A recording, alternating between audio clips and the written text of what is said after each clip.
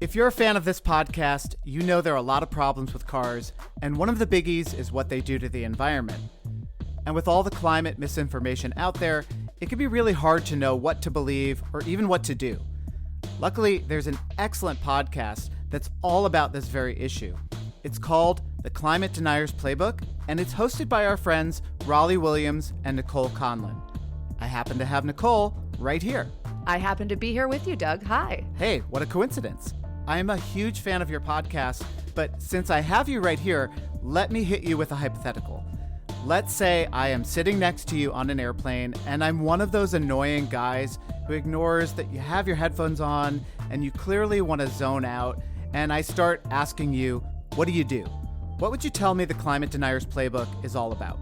Well, first thing I'd wonder is why we weren't taking a train, but then I'd tell you that my co-host Raleigh and I are both comedians with master's degrees. Mine's in urban planning and Raleigh's is in climate and society.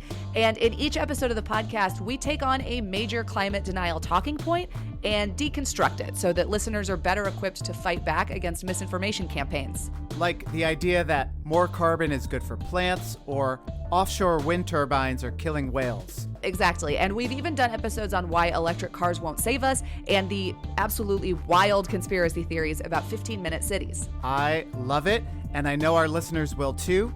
You can find the Climate Deniers Playbook wherever you listen to podcasts, so go check it out and download a bunch of episodes for your next long plane ride. Train ride. Right, train ride. God, why don't we have good trains in this country? Ooh, actually, that'd be a really good episode.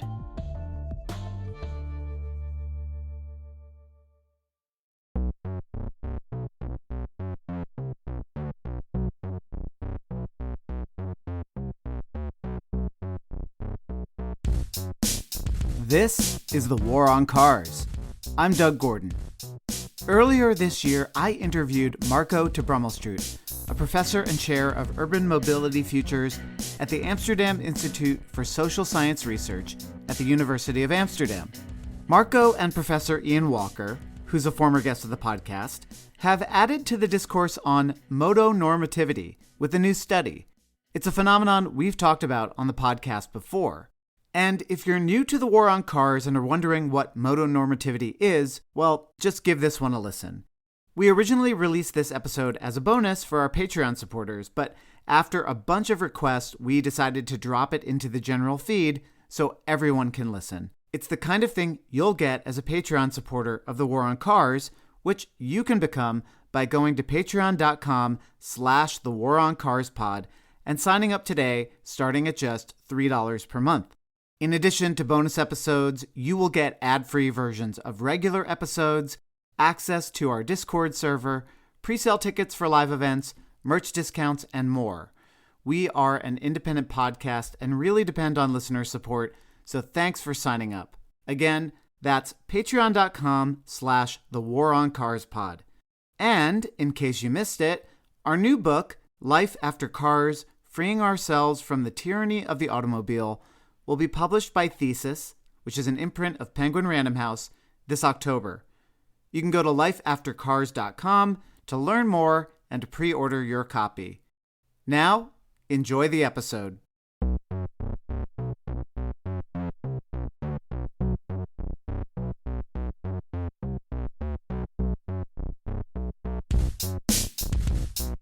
This is The War on Cars. I'm Doug Gordon. So you might call this episode the latest in an accidental series on motonormativity. Motonormativity is a shared bias whereby people use different standards when judging things related to cars than when judging other topics. Back in episode 99, we had Professor Ian Walker on the show to talk about what we called car brain. That was about his and his colleagues' research into the phenomenon. Then, in episode 140, we welcomed Dr. Tara Goddard on to discuss her research, which replicated Dr. Walker's UK-based studies in a US context. For this episode, we are continuing the conversation around motonormativity. We're also going to dive into language as a way of seeing our built environment and the choices we make, and consider the future of our communities. Okay, so our guest for this episode is a return visitor to the War on Cars. It's Marco de Brömmelstroet, also known as the Fietsprofessor online. That's Fiets as in the Dutch word for bicycle. Marco holds the chair on urban mobility futures at the University of Amsterdam.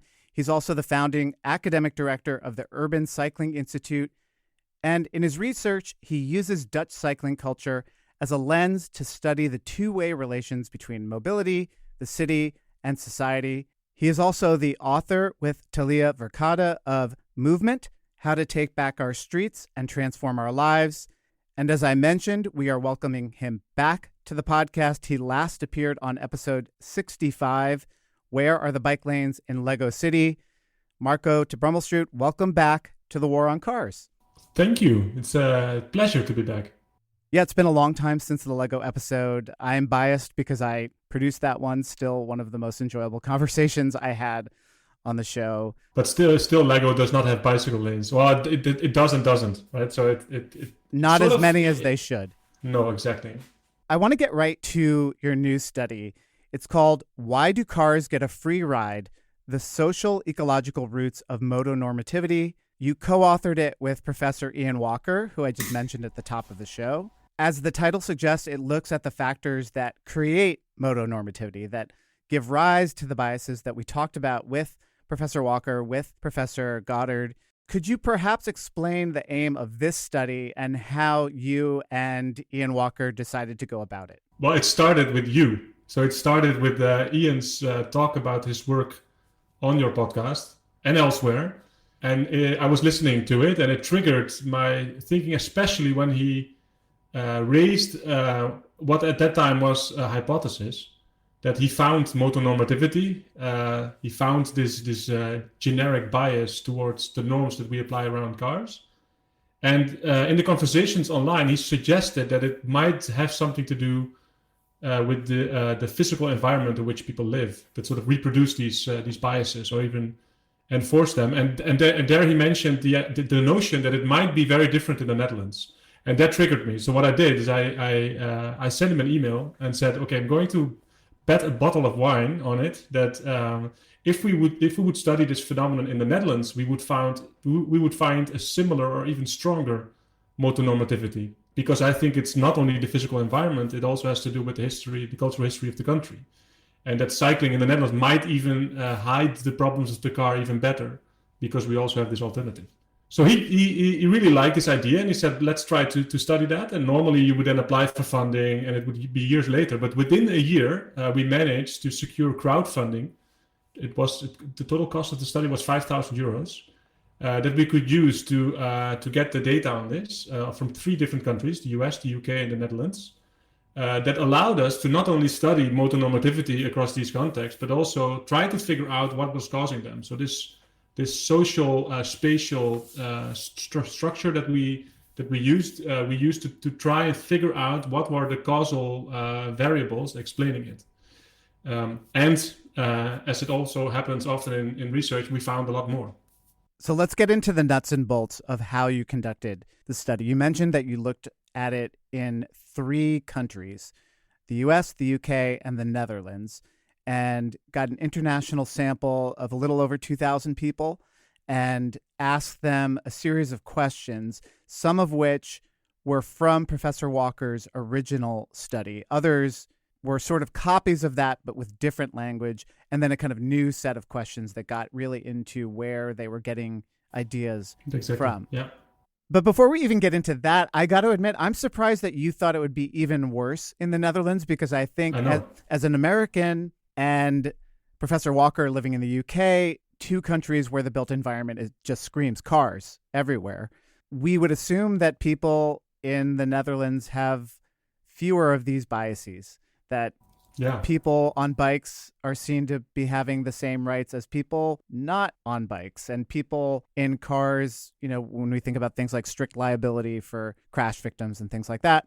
So I'm surprised that your instinct was this has got to be worse, and perhaps all of the cycling, all of the infrastructure might be hiding in a worse way the motonormativity you experience. Can you explain your thinking behind that before we get into the results? Well, the first, so everybody was surprised, and actually the study finds that I was not exactly correct. But it led us to expand the idea that it cannot only be the physical environment, it also needs to be social, cultural. So we needed to have a wider lens to understand this. So that was one thing. But when Ian also said, well, this cannot be true, I asked him, what do you think that the average car ownership in the UK is if you compare it to the Netherlands? And most people would not know this, but in the Netherlands, the average car ownership is higher than in the UK. So what actually happened in the Netherlands, long story short, at least when I try to summarize the last 50 years, is we had the opportunity to really fight the car-based traffic engineering mindset that was taking over our cities until the 1960s and 70s. But we didn't. We, in the end, folded back this idea of cycling as an alternative. It folded back into traffic engineering, and cycling became a part of the mainstream traffic engineering, which made it so successful in the first place. But also takes out the whole activism, the whole idea that there is a radical alternative. So in the Netherlands, I would assume that people take it even more for granted that the system around us, which is still very car dominated, with around 10 million cars now, and a higher per capita car ownership than many countries around us. Yeah, we are suited in an environment where it seems to be all solved, right? You can also bike, so why would you even have an activist group? Why would you even ask critical questions about cars? Why would you even question paying for parking of a car? And because also in the Netherlands, in most parts of our cities, parking your car in public space is still free, or at least for the owner. It's not free for society. So I have several examples, but for instance, also in my house, I live here in a relatively suburban development in the middle of the country, where in front and behind my house, the municipality offers me free parking for a car. So I, on average, have 1.7 free parking spots for cars. And all my bikes need to be in the shed behind the house. So in that sense, I think that on many levels, we still see cycling as a niche. It is a niche that became part of the mainstream, and therefore we successfully developed it, but it's still a niche. And my key point is that I think that the truce that was signed in the 70s that say, okay, let's be on the table for cycling, came with a cost. And the cost was that we lost the radical activism. It doesn't exist anymore. We don't have people blocking streets in the Netherlands. Actually, if you would do that, your biggest opponent would be the Dutch Cyclist Union, because they are now also part of the regime that wants everybody to free flow everywhere, also on bikes. This is why I love talking to you, because I think sometimes my goal as an advocate is to be seen as not all that radical. Mm-hmm. But what you're saying is that if you lose that radical side, then forward progress might not happen in the way that you want, or you can get stuck in a certain narrative, which I think is a big part of your research. Yeah, exactly. So what you see in history of social movements is that you always need all of it, right? So you need people that are willing to sit at the table to do the negotiations. But these people have a much better position if there are also people outside screaming, shouting, or even using violence against objects. So we know this from history that almost all big progressive changes happened by having all of that. And I think this is one of the hidden costs of what the Dutch did. Is we got a lot. We have 27% of all trips in the Netherlands are by bike, and everybody loves that, and it's great, and we should cherish it. But it's also already 27% for more than 20 years now. So we're stuck, basically. We're stuck in a system where everybody got its own place. At the same time, we became very rich. So we have a perfect bicycle infrastructure, but we also have a perfect car infrastructure, and we also have to have a perfect train infrastructure, right? So it's a very expensive truce, and it's still costing the lives of 2 people every day, right? In the Netherlands, also small country, 17 million people, 18 million people, around 70 heavy traffic crashes every day. More than other places, I would say, it seems to be taken for granted. It's something accepted. We have road safety organizations, but all of them are paid by the car industry, and nobody finds that disturbing or weird. So I think that we lost that momentum, and it lures us into thinking that everything is fine, which it isn't. And that gets to your study, because one of the questions you asked relates to what government should do to prevent such tragedies. Let's get into some of the basic questions. In Professor Walker's original study, one of my favorite questions that he asked was something along the lines of, people shouldn't smoke in areas where other people will be exposed to cigarette fumes, versus people shouldn't drive in areas where other people will be exposed to car exhaust or car exhaust fumes. Not surprisingly, in a UK and US context replicated by Tara Goddard, lots of people agreed with the "don't let other people breathe your cigarette smoke" question or statement, and very few people agreed with the car exhaust statement. Your study asked similar questions as the previous studies, and you did a variation on the smoking question related to loud music. You asked if people agreed with a statement, "People shouldn't play loud music in highly populated areas where other people have to hear it," and also, "People shouldn't drive loud cars in highly populated areas where other people have to hear them." So in this instance, you weren't looking for how did people respond to either question. You were just trying to establish a baseline of motonormativity since it was sort of already established in the previous studies. And that's the whole point, right? So you can still explain that people look differently at smoking than at car fumes, but if this bias is replicated over several different questions, that, by the way, in this study also everybody filled in. That was also an innovation compared to the last one where there were two different groups randomly assigned to questions. Here everybody filled in all the questions, so we could really develop an individual measure of motonormativity. That was important because that measure we could then compare with how people observe themselves in relation to their families, friends, and their spatial environment. So we really needed to figure out we needed to use the different questions, slightly altered questions, to develop this individual indicator of motonormativity. One of the groups of questions that you asked was to establish an idea of how people perceived support for non-driving options. So there were parts of the questionnaire that had things like, "I think it is important that people can travel by car," versus "I think it is important that people can travel without using a car." Then you were also trying to establish what people thought about other people's beliefs and their perceptions of them. So "my close family and friends would think it is important that people can travel by car," versus "my close family and friends think it is important that people can travel without using a car." Can we talk about those baseline questions and why they were so important? You were talking about that a little bit. I want to see what you were really trying to get at as we get to the results. So what we were interested in was to figure out what were the explanatory variables, the causal variables that might give us some understanding of how this motonormativity is strengthened. And we use this framework, which is called the socio-ecological roots of it, to deep dive into that. And the idea was that our modeling exercise would then allow us to basically pick apart what are the reasons that people develop motonormativity. And these questions that you just asked, these two questions of what is your own perspective on things compared to your relatives, could give us a measure of, do you think that you are more or less inclined to certain ways of thinking around motonormativity? But what the study actually showed us is that, as always in social reality, the relations are in two directions. And this brought us to something very interesting. So we found that people over, I think, two-thirds, around 66% of the overall population think that they are more supportive of policies that help people to travel without a car than average. This was my favorite part of the study because, yes, right, you can't have two-thirds of people being above average. That's not how averages work. No. And it speaks to, and we'll get to this, I think, a real problem with how we think about changing our cities, because I think a lot of our listeners out there, myself included, really do go around thinking, I'm a weirdo. People don't think like I do, and it will be impossible to change this mindset. Yeah.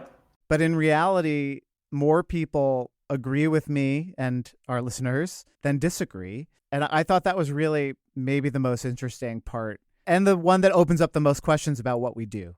Yeah, it was quite funny that the study was mentioned in a large Dutch newspaper, NSA, and the journalist then put on LinkedIn put a link to the article and added a short survey asking people if they also support more or less cars in the city. And exactly the same happened, right? In that poll that he posted, I think it was almost 90% of people agreed with the statement of having less cars in cities. But in the comment section, of course, the people that were against it were the loudest, and that's the whole point, right? So the minority that is against progressive changes in all domains of life, they have the loudest voice because they have something to lose. They have, but they also get all the attention because they have a loud voice. They get all the attention, and that attention in the media again reinforces the idea of the majority that they are a minority because they don't hear their own views represented in the public debate. Because there, and again, it brings us back also in the Netherlands, why I think it's stronger here, is especially here you don't have an activist leftist group that makes certain that on every table we also hear about that side of things, right? So that's why it's so important to figure out better ways as a government to bring those voices to the table. Which we'll get to, because I do think it's fascinating. But what you're describing is a concept called pluralistic ignorance. What is pluralistic ignorance, and how does it relate to what we need to do?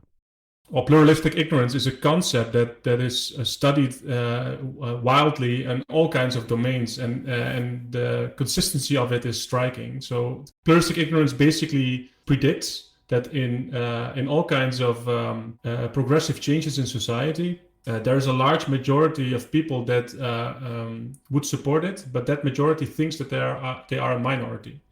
And this leads to a very predictable dynamic that when there's a controversial policy or plan, the loud minority gets a lot more attention, creates this what is called the hill of hysteria. So there's a lot of idea everywhere that people are against it. Then often, or not often, sometimes the policy falters. Sometimes the policy is actually put in place against this idea that there's a resistance. And what you then often see in studies is that there's much more support afterwards than before it. So examples from our field, relatively recent, are that people seem to be against low traffic neighborhoods until they live in one, and then they are suddenly they don't want it to go. So it's this status quo bias, right? So suddenly you are aware that you have something to lose, so you voice yourself. Or a more recent example, congestion charging in New York, where there also seemed to be a lot of resistance up front, and now there's, I think, looking at it from this side of the ocean, it seems to be that people sort of feel sorry that it might actually be cancelled again. So pluralistic ignorance is this concept that a majority of people would support progressive change, but they think wrongly that they are a minority. I want to pick apart what you said a little bit because I think it's helpful as an advocate to figure out what to do. So in the case of congestion pricing, public polling, not people screaming in community board meetings or just the comment section of a newspaper, but public polling did show majority opposition.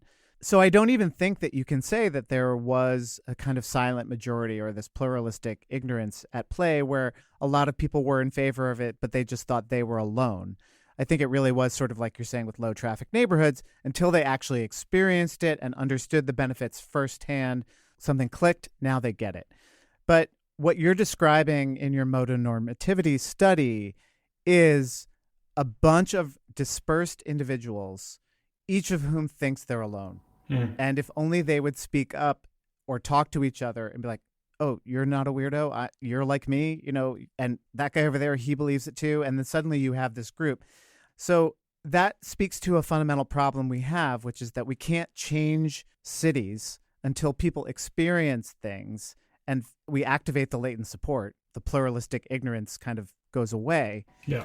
But there are some policies that people just are reflexively going to oppose until they experience them firsthand. So, exactly. Right. So how do we, or let's say, how do governments get out of the community board meetings and do that stuff and find the ways to advance progressive transportation policies, understanding on the one hand, people have to experience it first, but in the catch-22, they can't experience it first until we pass the policy. Yeah, so there are a number of ways that planning can try not to get hijacked by this mechanism. Well, there are multiple, right? So maybe even four. So one is an enlightened despot, like somebody who says, "I'm going to do it," and you will see. And in a way, that is partly what seems to be happening currently in Paris, where a mayor clearly stated up front that this was the plan that she had for the city. Was elected, and now basically says, I have a six-year mandate, So I'm going to push as far as I can on making the city a 50-minute city, or a city that people can live a good life in without being dependent on fast mobility. That was the promise. There's a mandate. Let's go. That's one option, but I think it often backfires, right? So it can actually lead to fueling the resistance to that, you could say. So that's it's a dangerous one. The second one is, and I think that's an important one that we also use now more and more in the Netherlands, is you have to ask people the honest question. And often in polling or referenda, the question is simplified into, are you for or against paid parking? And what happens then also in polling is that people are also sometimes thinking that, so they don't want to be that person. So they think, example that I have here, I have lots of data on making school environments car-free.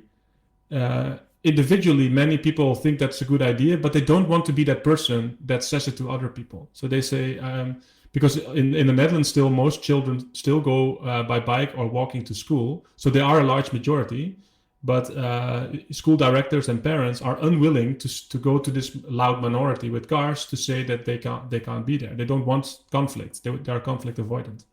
So what you need to do there is ask the full question. So if you ask people not, are you for or against paid parking, but instead ask them, what do you think is important in our public space? And you have to tell us within, so there are tools for that. It's called the participatory value evaluation, where you ask people, okay, tell us which of these 10 dimensions that are all important on the street you think are most important. But if you want more attention for one of them, something else needs to go because space is limited. So basically you present to the citizen the full dilemma of what street design or mobility design is about. And then people show that they are very aware of the trade-offs, and they will show you in the Netherlands. What you often see is that then suddenly people have much more value, or attach much more value to safe playing conditions for children, for instance. They're never in a mobility plan, but they are, of course, a crucial element, right? So if you want children to have more playing space and more autonomy in a city, which apparently people want, then asking the question, are you for or against paid parking is a false question that presents a false simplicity. So that's the second thing. You should ask better questions. The third one, and you already hinted at that, and we know it, is street experiments. So we need to figure out ways that we can let people experience this. And the example that comes to mind are the ciclovías in Southern America, especially, where you every week in some cities can experience how the city is different, and you become aware of things. So you create the groups, you create people that start to understand that things can be different. And the fourth one, and that's my favorite, is to show that this hill of hysteria is a single hill and you can actually go around it. And how do you go around it? By developing different narratives and having people understand, because the narrative that we talk about, the war on cars is of course a pun, but I say to deputy mayors, like, the forbidden words in societal debate should be cars, systems, parking, streets, mobility, public transport. These are, for most people, not the listeners of this podcast, but most people find it incredibly boring, right? But as soon as you start talking about the autonomy of children or the physical, mental, and social health of elderly, suddenly many more people are willing to step up. And I think that's the way to circumvent the dynamic of pluralistic ignorance, because pluralistic ignorance especially becomes strong if it's about a topic that you already think other people have a position in. But if it's suddenly about the autonomy of children, you're like, oh, wait a minute, I don't see people that are very much against the autonomy of children. So it's much freer for people to express their real opinion. So I think, especially there, I think there's a huge opportunity to stop making mobility plans and to start making plans for public space that are much more inclusive for these narratives that people actually care about. And then I think we will find that this majority might even be bigger than the majority that we found, because we know the dilemmas. We know, as scientists, we know the costs of how we have designed our streets in the last decades. But that's a hidden cost, right? Every city in the world has a deputy mayor on mobility, but very few cities have a deputy mayor on children. That's a huge opportunity to shift the narrative, to shift the ways that we talk, to attract different audiences to the table. I want to get back to the study. So you mentioned that you were wrong. It did show that the Dutch show lower levels of motonormativity than people in the US and in the UK. But the larger point of the study was to show where motonormativity comes from, the various systems at the very intimate personal level, at the cultural and political level that influence how we think about mobility. I think there was one area in which you were right, because you did show that in the Netherlands, for example, in rural areas, not perhaps that surprisingly, motonormativity was much different. So it shows that even there, more exposure to car-based infrastructure, et cetera, does influence one's decision-making. But you noted 4 mutually reinforcing social, physical, and cultural environments that explain how motonormativity develops, and really, I think, how any idea about progressive policy is influenced. So we present the conceptual framework as academics do, as if they are 4 different separated entities, but they of course are meshed, right? So they're also nested inside each other. So it's very, very hard, and that's also what the model in the end shows, that all these things influence each other. So there's no singular influence from each of these 4 environments. They all sort of work towards, they all work in the same direction, which also shows it shows the difficult challenge that we're facing. It's not that if you just change the conversation with your friends, then magically motonormativity is gone.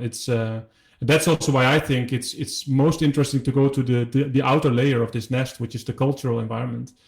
And the cultural environment, I would say that's something that I deeply believe in, is that if we do not challenge the imaginaries, the worldviews, the assumptions that are in our cultural environment, then we will never achieve the transition that we all think is necessary. So, but at the same time, I also think that it's a necessary condition to challenge those cultural assumptions, but it's not a sufficient condition. So we need all of these things to start moving.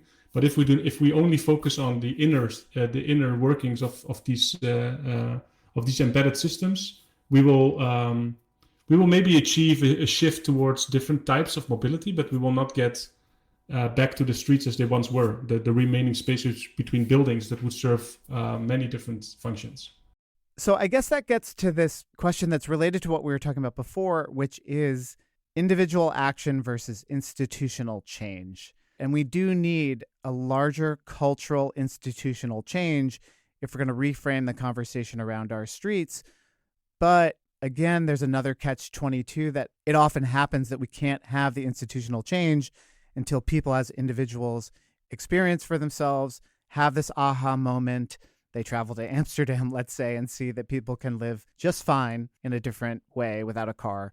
So with the idea that these systems are working in every different direction, what do we do? I mean, that's what I keep coming back to with your study and what you guys ask, which is, what do we do with this information? And it does tie back to your other research of looking at a street as not just throughput, as not just a traffic sewer. You know, I think I've heard you talk a lot about the language that we use about traffic and streets, about traffic arteries. Right, arteries. You know, I've seen you say, what is the worst thing that can happen to a street? It can get jammed or clogged. Yeah. This is the language of sewage. Yeah. How do we change that conversation where we're avoiding those words, because language is a way of seeing, and we're replacing them with new ways of talking and seeing? Yeah, I think for me, that's the biggest pitfall, is that people ask me that question, and that I'm also inclined to then say, oh, this is a more beautiful language, or let's focus on cycling or whatever. But again, I think it's a pitfall. So for me, it's even one level deeper. So how Movement, the book with Thalia, started as a journalist, actually started like this. She came to me asking questions about how cycling could solve congestion. And then we sort of tumbled forward into, but wait a minute, why are you asking this question? Where does it come from? Why is congestion so important for you as a journalist? Why are you not writing about other things that are important? And so we tumbled and tumbled and tumbled. And I think we ended up even one level deeper in, it's based on the work by Donella Meadows. I advise everybody to read her work, Thinking in Systems. And she comes to this realization that the deepest layers are the worldviews and assumptions on which we build systems. Systems do not exist. They are just figments of the imagination, and we need them because then we can work on them. But maybe that's what Thalia also keeps on suggesting still, is that is the problem. The problem that we think and we simplified holistic ecologies of streets is until the 1920s, not that long ago. Mulberry Street in New York was the street where all kinds of things happened. And that's no longer possible because we simplified it. We created the technocracy around it. We created traffic engineers. They didn't exist. We trained them. We gave them the language. And that created this state of affairs that now seems to be solid, rock solid in stone. But if you think about it in this way, it's only 100 years ago. And our cities are much older. So it's very unlikely that in 500 years from now, our cities will still be around this same concept of mobility. It's very unlikely. And also it's very unlikely that it will be faster or cheaper or more comfortable, because the resources that were required to build this system in 500 years from now will not exist. So we need to get to terms with that in the longer time frame. Our cities are much more dynamic than we think. So they seem to be fixed, but they're not. Right?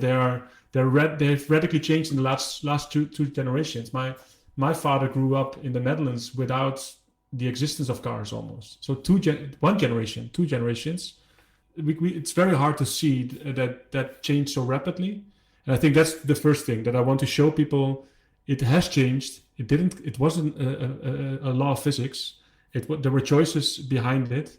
And that's step one, right? Is to realize that there's choices behind it. That's what we want the book also to bring to people. To realize this is already opening up doors in your mind that were closed until that point. So for many people, realizing that the street is designed through choices and not by some expert in a white coat is enormously liberating.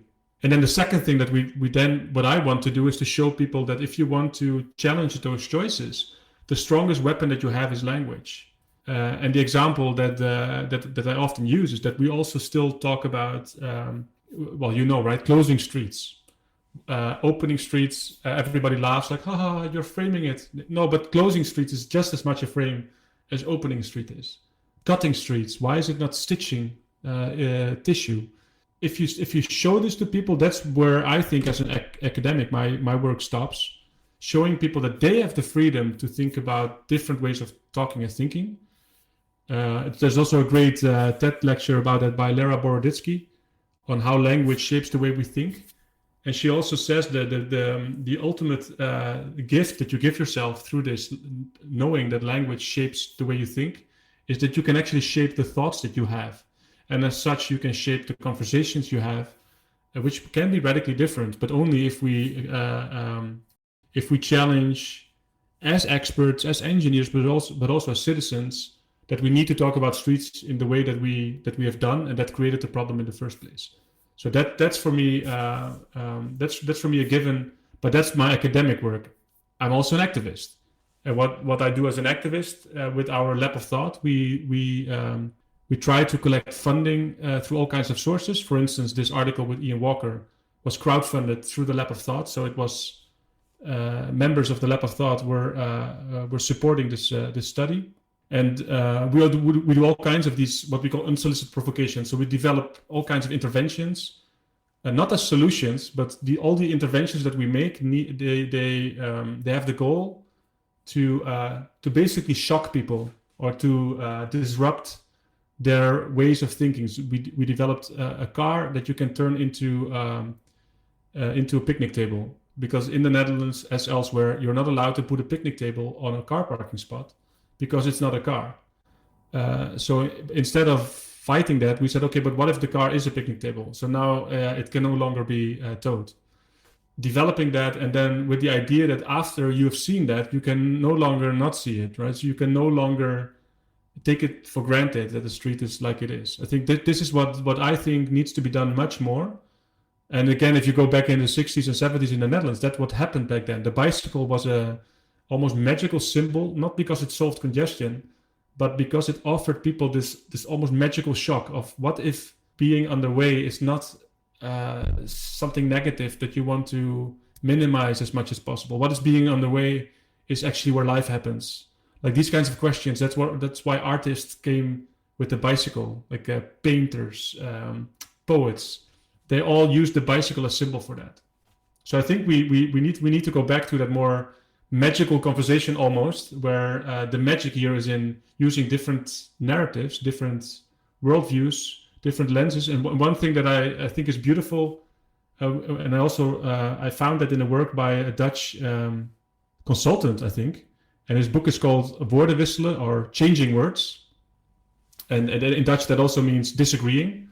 But he shows that you can find a powerful counter narrative, not in negating the existing narrative, but by developing a story that forces the opponent to in defense. So they need to then relate to your story. So instead of saying, I want a car-free street, you can say, I want autonomous children. So now the traffic engineer has to argue why autonomous children cannot happen. Well, suddenly he doesn't have the tools for that anymore. So you suddenly free up the entire conversation. And that's, I think, a trick or a gift, I think, that we are underutilizing this powerful weapon. Yeah, I was thinking about that when you were challenging the question about open or closed streets. We here in the U.S. have been advocating for the use of the idea of open streets, of course, because they are open to children, they are open to elderly people, everybody in between, and they are closed to vehicles, to cars. But what you're suggesting is to go a layer deeper and to not have this binary, they're either open or closed, but to really have a larger framing, a different name for it, if we can wrap our heads around what that name is for what we want that street to do. And like you said, almost put people who want to maintain the status quo, put the onus on them to defend it. Again, even in the Netherlands, you will probably not believe this, but even in the Netherlands, it's perfectly fine as a politician to hate cyclists, especially if they are on fat bikes or if they are if they wear lycra. It's perfectly fine to hate cyclists. You can perfectly do that, but it's very hard to hate children politically, right? So you suddenly really change the conversation, and we already have now convinced 5 different municipalities in the Netherlands to put as the central goal in their mobility transition plan not to shift away from carbon or from cars, but the central goal is to make it possible that all kids from the age of 8 can go to school by themselves, because that's in the United Nations Treaty of the Children's Rights. And what they all find is that when they put that in, so all 5 of them, all 5 municipalities, never experienced this, but the new mobility vision was accepted unanimously. And that's I think, again, this point of pluralistic ignorance. Like if you talk about these things, it becomes very visible. And yes, it's frightening, but so is a traffic plan, or so is a car-free plan, or a bicycle plan, or a car plan, or whatever, free parking. It's all framing. But one thing that I find important here is that so my problem with open streets is not so much the dichotomy. I think what I think is important here, if I understand the linguist on which I try to build my work, is that we need a multiplicity of language. So the problem that I fear is that, or that happens if the professor comes, is that they ask me, like, what should be the right language? Or so I show them this, and then it's often afterwards is this awkward moment of, oh, we say these languages, and Marco thinks that we shouldn't say it. That's not the point, right? The point is that we use one language, and therefore we oversimplify something which inherently is complex, public space, which also inherently has dilemmas. So also the open street doesn't solve all the dilemmas. Public spaces need to fulfill all kinds of different goals, and they will also change over time. So the whole idea that we can engineer it, that we can simplify it, that we have an expert, the technocracy, that we no longer need to have conflicts with our neighbors, that's the problem. We need to have much more. It's weird that in the Dutch situation, where you have multiple political parties, that if you look into their mobility paragraphs, they're incredibly similar. There are only slightly differences. When I ask them, okay, but your political parties are based on different norms and values, right? Yes. So how does this come back in the mobility paragraph? Well, for them, it's just sort of a technical byproduct. And I try to show them, no, it's the essence, right? If you want to attract votes, as Anne Hidalgo showed in Paris, you need to start telling a different story. Because also there, people said she's crazy, it's political suicide, and she was reelected. And one of the things that we are currently doing is we are trying to compile a book of examples throughout the world. Many people probably know the example of the mayor of Pontevedra, who went against death threats to make the city center of Pontevedra car-free, then got re-elected 6 times. The mayor of Ljubljana, also against death threats, did it, was also re-elected, I think, 4 times. The mayor Anne Hidalgo in Paris is an example. Deputy mayor Philippe Boiteux in Ghent in Belgium. In the 80s already, the traffic circulation plan in Groningen, where also the politicians on TV were threatened with death by their political opponents. These same mechanisms, this pluralistic ignorance, the motonormativity, the notion that the hill of hysteria, the idea that these changes just cannot happen, is not new. It happened all the time, and there are many examples of how to overcome it. But it's not easy. And I think one way what we can do, also as activists, is to also show politicians that there is a large group of people that care about other things than just parking a car. But it shouldn't be about parking a car against, for or against parking a car, or for or against paid parking. We should show them that where the gold lies is in changing the conversation and talk about other things that we think are important in public streets, public spaces. So to give one more example, actually data that comes from the US but is replicated in the EU, that around 70% of children from the age between 0 and 18 experience mental health problems that require professional help. 7 in 10. There's clearly something broken. And we also know from the Anxiety Generation and other books that what is broken are many things. But even in that book, it becomes very clear that public space plays an essential part in what is wrong with our children. And I think as soon as you make that explicit, many more people will start connecting the dots. As again happened in the 70s in the Netherlands, stop the child murder, stop killing children. That's when people really understood that they needed to fight for something. Yeah, as an aside, we have a chapter in our upcoming book. I was in Ghent and spoke to Philippe Boiteux, the Deputy Minister for Mobility, literally the morning that they flipped the switch on their traffic circulation plan. He went out into the streets, rode a bicycle with a journalist, thought that it was going to be political suicide. I will have a journalist following me while people scream at me and call for my head on a stick. And the opposite happened. People said, yeah, this is wonderful. Why didn't we do this earlier? I've always wanted something like this, etc. And he had 20,000 additional votes in the next election. Right. It was incredibly popular. But important there is also that he did it in a way that was radical, but also feasible. And that same happened in Groningen. It was also overnight in 1977. 2 young deputy mayors, I think they were both 24 years old. They implemented 1,300 traffic measures to create the first traffic circulation plan of Groningen. Similar dynamics, but also afterwards their political party got a very unusual absolute majority vote. But also in both cases, it was done in a way that's, I think, very important. It was not done in a dichotomous way, right? It was done in a way that could be taken back. It could have backfired, and then we would have learned a lot, but it was possible to take it back. So it was also feasible in that way. And that's something that I think we often lack. And I think, again, New York is a prime example where Jeannette Sadikan actually made that point, right? You have to, this idea of tactical urbanism as a way of not only improving the world, but maybe as a way to learn and to experiment and to also acknowledge that we can be wrong, right? It's because otherwise it's this, you're wrong, you're cars, you're stupid, we have this better way of living. I think that's also potentially problematic, again, because it oversimplifies. It's not that simple. It is complex, and the fact that we created technocracies that have difficulty of facing complexity, that is the problem. For me, really the problem. Not only in traffic, but in many domains of life.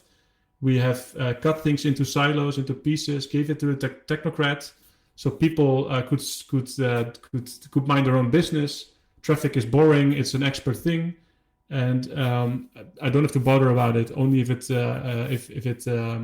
takes away some of my privileges.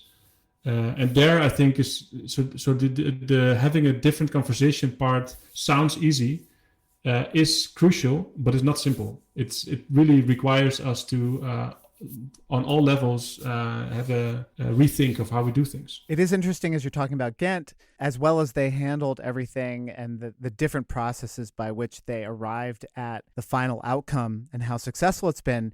It still was called the traffic circulation plan. Yeah. Right. So it still was called, using this idea of arteries or sewers. It wasn't presented as, look, the outcome has been more kids biking to school by themselves, more people of all ages biking in general. Car trips have gone down. Car ownership has gone down per household. But it still was this idea of our city is just jammed. It can't handle another car. We've got to figure something out. So even there, the language was not sufficient to talk about the various complexities, and for perhaps political reasons, that if they had started with other things, they might not have succeeded in the way they did. But he knows, right?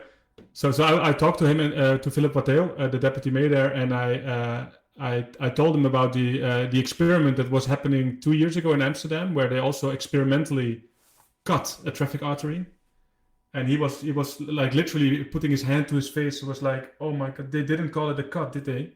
Because he knew that he also talked about 5 zones in Ghent that were cut. And he said that was the biggest mistake. I should have never called it a cut, because it's not cutting, it's stitching or mending. It sounds trivial, but I think I would predict that it would have made matters a lot easier if he would be talking. Because one of the things in the Netherlands, one of the key things that cities are now facing is they introducing paid parking, or basically stopping subsidized parking and getting market mechanisms back in place. And many cities then run into the technocracy needing a referendum on this. So the legal frameworks require that they then do a referendum. Often what you see is that then a minority shows up, a majority of the minority is then against, and that is then put in the newspapers as, oh, everybody's against, which of course is not true. But if I then ask a deputy mayor, like, what in the whole setup of the referendum, what was the position of the elementary schools? And they look at me like, what do you mean? Well, there are in an average city in the Netherlands, there are, like, a small city already has around 60 elementary schools.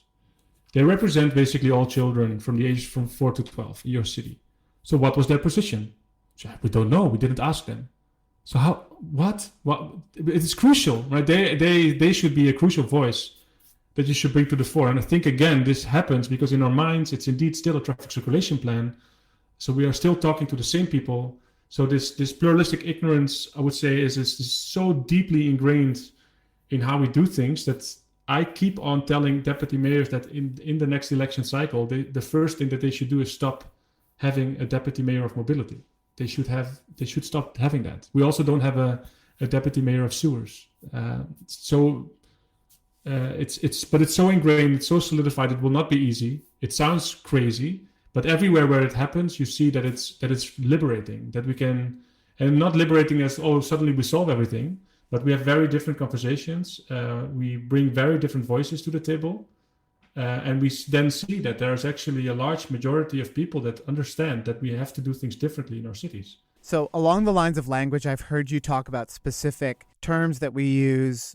We've talked about some of them in this conversation and how they do and don't work. So, for example, low traffic neighborhoods sounds good. Everybody wants to live in a low traffic neighborhood, but then it sort of forces this question to the people who live just on the other side of that. Well, does that mean I'm now living in a high traffic neighborhood? Exactly. Like, are you pushing the traffic that was in your neighborhood to mine?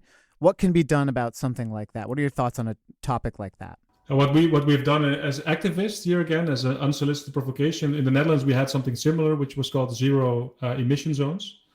And there was a lot of fuss about that. So city centers became zero emission zones. They put signs up telling vans especially that they need to be zero emission.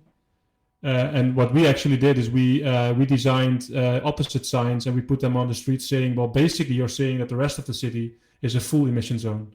So why is that acceptable? I think, again, turning that around and saying, why is it even acceptable that still the large majority of the citizens of your city are living in areas where apparently emissions are perfectly fine? Because the logic is often, indeed, it's what scientists recently called scope incumbency. So it's this idea that we are very challenging the system. We are doing radically innovative stuff. But even most scientists that claim that are incumbent in their scope. So they are unable to think outside of the scope because of funding mechanisms, because of how our brains work. So we actually need to be more playful, to bring in people that can help us, artists, I don't know, people from other domains. Again, it's a good reason to change narratives, to bring children to the table. Because it shows the absurdity of, indeed, also low traffic neighborhoods. I often say that. I live in a suburban neighborhood in the middle of the Netherlands, 1,300 houses. I'm bored, I'm an academic, so I often walk in my neighborhood and I count stuff. I walk in my neighborhood, 1,300 houses, and I counted exactly 0 helicopter platforms in my neighborhood, 0. And then I went on the site where people sell their houses, and nobody claims that their house is in a helicopter-free neighborhood. So why is it that low traffic is such an important indicator? Well, that's because we have high traffic everywhere else. But people don't identify themselves with low or high traffic. So why not call it? Why not say that cities are low child? We have a lot of low children streets or low children neighborhoods. So who invented that? Who ordered it? Who wants this? Again, it's a bit of a play of words. It's a bit playful and it sounds trivial, but it's not. Like, low traffic neighborhood is still incumbent. It's still making us focus on traffic as the most important dimension, which it isn't, but which we keep on reinforcing. I think that's why I really enjoy talking to you and your research. You have these Dutch radical provo, roots to your thinking, that there is, we think of radicalism as like standing up and screaming and protesting, but there is a lot of humor and creativity in it. No, but I would even also turn that around. So what is radical is that we have simplified our public spaces to serve only one goal, and we don't ask people for this. We just do it for them. There has been no vote on it. There has been no referendum on it. But we have turned our entire country into a centrifuge where people are traveling from A to B through ugly environments. That is radical. And asking for safe environments for children isn't radical. So that's and again, I understand that it sounds. In some contexts, this sounds too playful for an academic, especially. But I do think that there's so much in between where we can be more powerful if we use that freedom of thinking, or at least are aware if we don't. Like, if you want to talk in traffic models, fine, be my guest, but don't think that that's a law of physics. It is a choice to see streets as sewages that need to serve throughput. And you can still do it, but it's a choice. And one final question. Have you sent Ian Walker his bottle of wine? Not yet. So I'm not even sure if he remembers. So if he listens to the podcast, I will. All right. Well, we'll tell him not to listen to this one, and you can get off scot-free. or cut the part where I talk about the bottle of wine. That might be smart. No, but it's well deserved. And at the same time, I do still stand behind the reasoning and to go deeper into this, because obviously that's also what scientists do, right? We studied something, we found it, but there's so much more to uncover. Well, I found the study really fascinating, and I think it does open up all of these questions, many of them encouraging, because if you're finding that even in the US, 66% of people believe that they support car reduction strategies and alternatives to driving more than the average person, that suggests there is a ton of untapped potential to reach these people. Now, we have to do it in all these creative ways that you're talking about, and rethinking language and really just questioning the fundamental nature of our thinking. Yeah, I have a final catch-22 for you on that, because I think Talia Fekade did a very good job as a journalist to write a book that helps people sort of following this Alice in Wonderland through the rabbit hole kind of experience of becoming aware of these questions. But how do you make people read a book about mobility who are not interested in mobility, right? So that's for us a trick that we haven't solved yet. So we get the best reviews on the book by people that said that they got it as a surprise gift.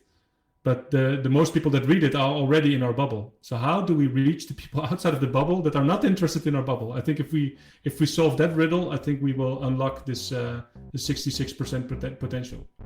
Marco de Brömmelstroet, thank you so much for coming back to the War on Cars. Well, thank you for having me. It was an excellent conversation.